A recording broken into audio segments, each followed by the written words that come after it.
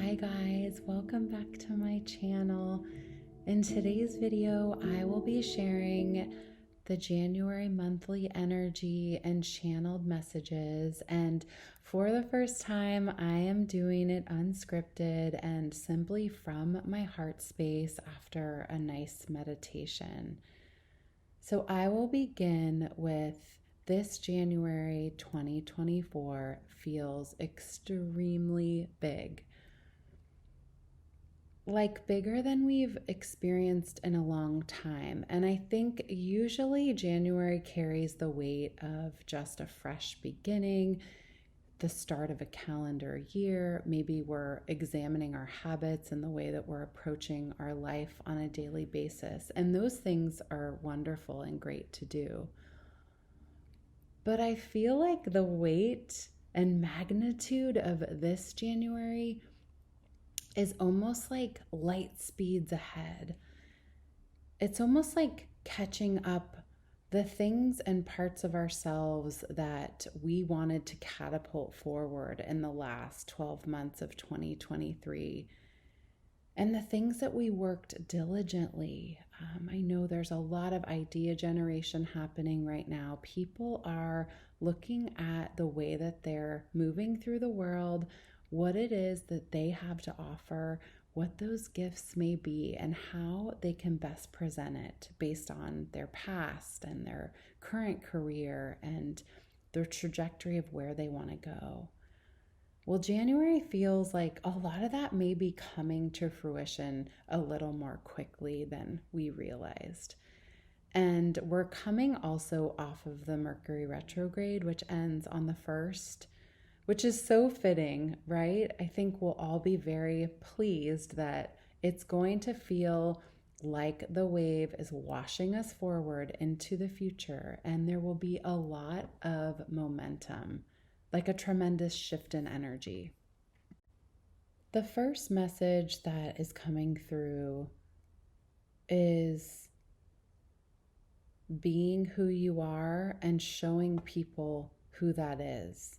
And I know it might not sound extravagant, but it's really, really deep into the fabric and the web of our wonderful souls.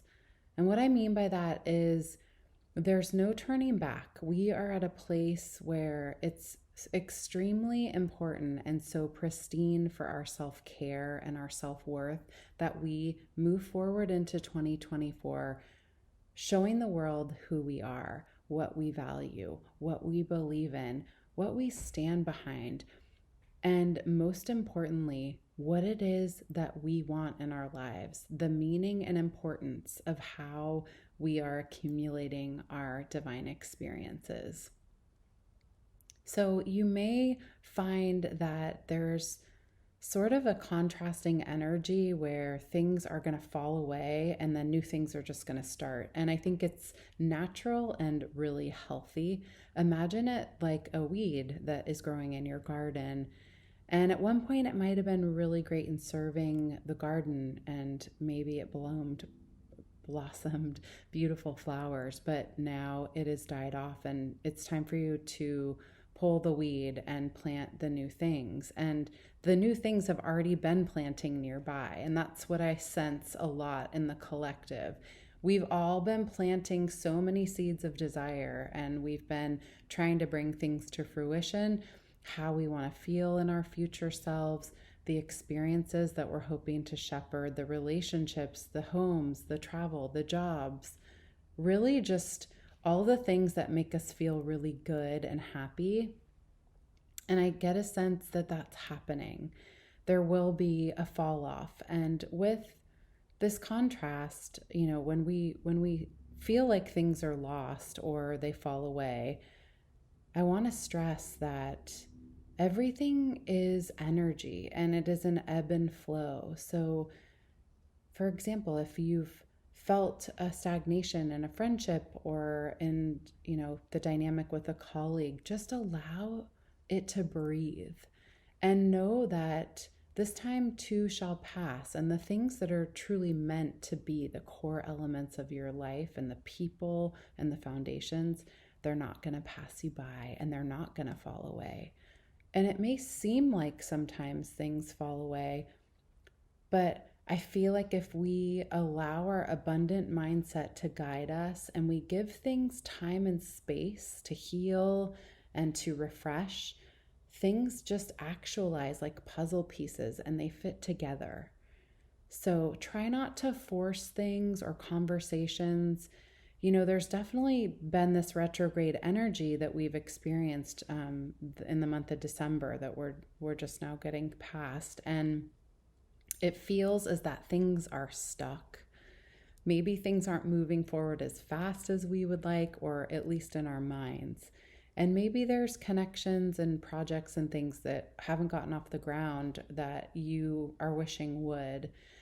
But I urge you and give you permission to welcome in what it is that's coming as a replacement, if you will, to what you thought was supposed to be. Because often when we really level up our thinking, that is when things that are truly meant for you arrive. So keep that in mind as you're navigating. That is the first thing that came. Be yourself, be your vibrant, vivacious energy. Show up for the people and the things that matter to you. And also have that Queen of Swords energy where you're really speaking your truth and you're aligning and also clarifying so that you're walking through this month in a state of peace. The second intuitive hit for January that's coming through is staying in active listening. And what I mean by listening is listening to the sounds and whispers of your own heart and soul. What are the things that keep bubbling up to the surface to be handled and to be healed and to be born? A lot of times during these really intense healing processes, there is such a divine light guiding, and there's creativity and there's newness that comes from that in the form of so many different things, you name it. So, number one, listen to the sounds of your story and your soul and what it is that you would like and how you'd like to move forward. And then also really stay in listening to your tribe, your families and friends, your work colleagues, listening on a global collective level. What is the temperature of others? I think the best way I can describe it and the way it's coming through is like when you're walking in a snowstorm and before you get ready to go out, you put on your waterproof boots. And forgive me, I live in California, but I did have a stint on the East Coast. And then you're getting your layering pieces going. And the most important part is that you have, of course, a really cozy jacket. And the visual I get is you just kind of need to be as lean and mean as you can. So entering that snowstorm with just the essentials, of course you've got your mittens and your gloves, your hat.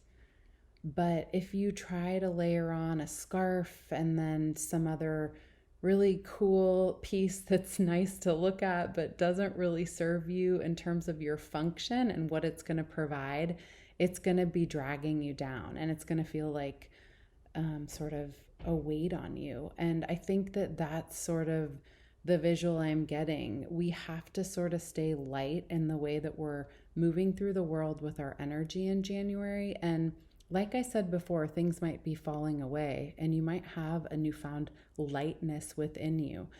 I also feel that you will know intrinsically as you are in listening things that you may not want to continue with and you may stop doing.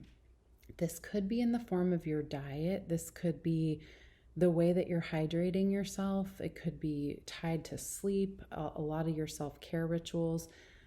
And I think it's important that you listen because as we know, in order for new things that we're calling in to arrive, we have to create the space for it. So there's the sense of lightening your load. And what I mean is not taking on other people's emotions.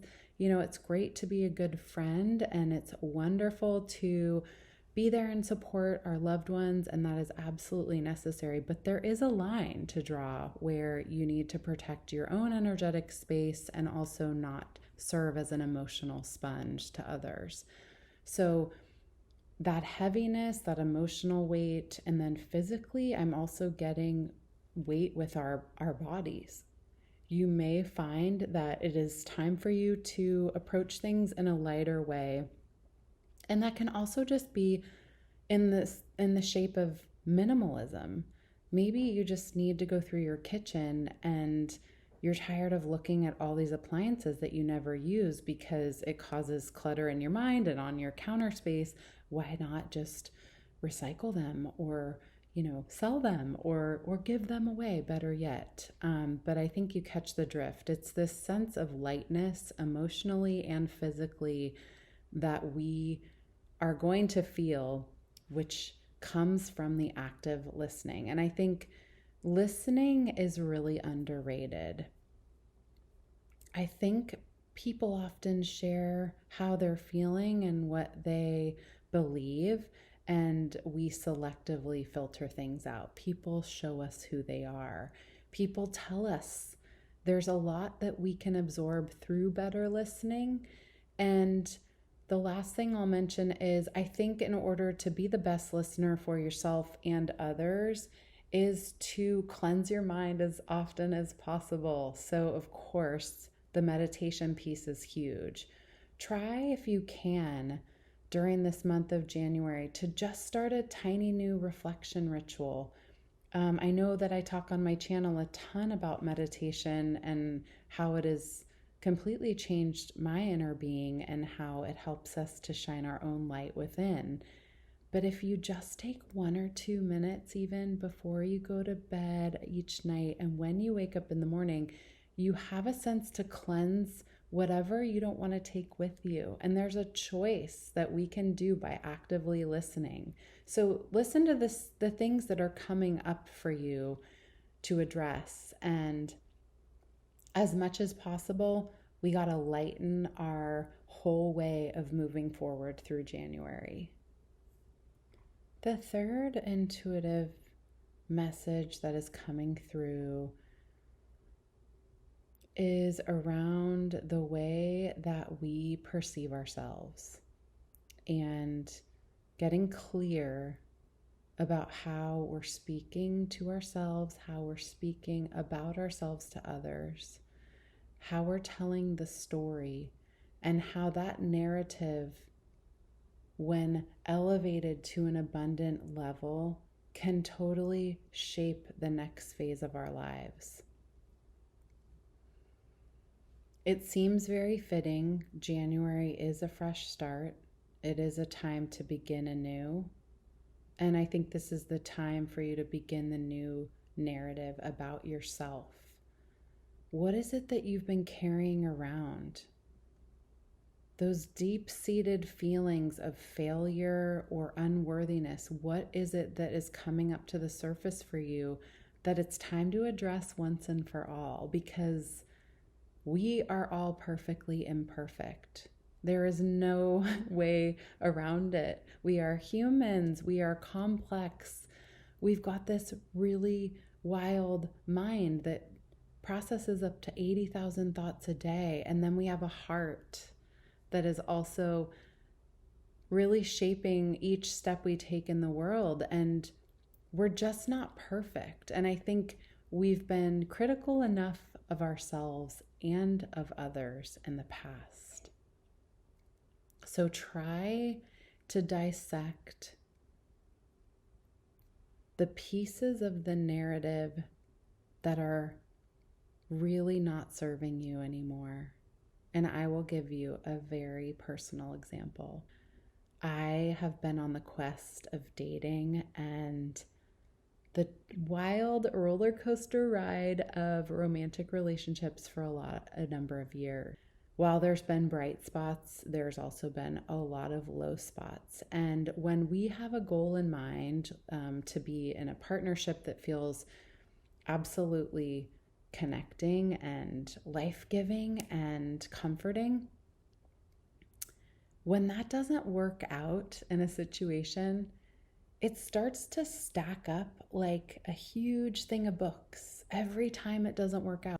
It doesn't mean that the stack is going to continuously grow. It means that what we think about that stack can change, and we can remove the stack and be ready for the next available partner once we're aware of the way that we've been telling our story, or the failure of why a relationship hasn't worked out, or why dating's been hard. And you can all relate to this in a certain way, whether it's a career where you have a similar ending, right? Oh gosh, I got laid off again, or I tried to get promoted again. And whatever it is for you, they're all very personal.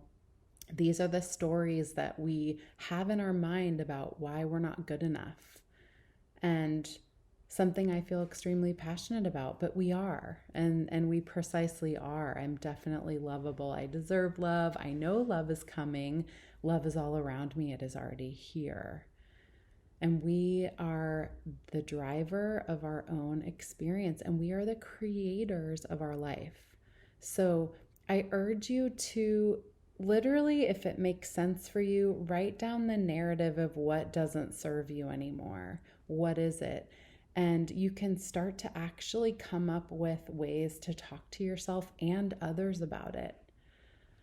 There's a lot to unpack in this, and I could probably do another video on it, but I think you understand what I'm trying to say, which is it's really important in January that you examine the way that you're speaking to yourself, the way that you are perceiving yourself and your story thus far in your life, and coming to a really great bear hug of yourself to know that the things that you are wanting to call in are absolutely on the way, and they are yours to be had. The last intuitive hit, and perhaps the most exciting, at least that I felt like coming in, it just felt like, oh, this is exciting. It's time to be bold. It's time to do something new. It's time to step out of your comfort zone. This is your life. This is an experience. This is not guaranteed. You do not know how long you are going to be here or those around you. Nothing in this life is permanent. It is all temporary. So with that being said, what is it that you want to do? Maybe you'd like to, and I realize it's different for everyone in their own life circumstance. Maybe you'd like to experience a country that you've never been to. Maybe you can start to plan with your family how it could align to take a trip there. Maybe you've always wanted to study a language and you're drawn for some reason to visit that place where the language is spoken. Maybe it's time to change your career and you have to take the first step. It requires such relentless faith and hope to take these steps. I'm speaking from personal experience here. But what do we have to lose, guys? What is it that you could possibly lose for trying to go after something that you really want? There's nothing to lose. There's everything to gain. And of course, you need goals and prioritization of how to move through and to achieve the thing that you're hoping to be bold about. But maybe this, again, is kind of tied to the perception of who you are and your story. Maybe this is the moment to be bold and break out of your own story. Doing something that you've never done before.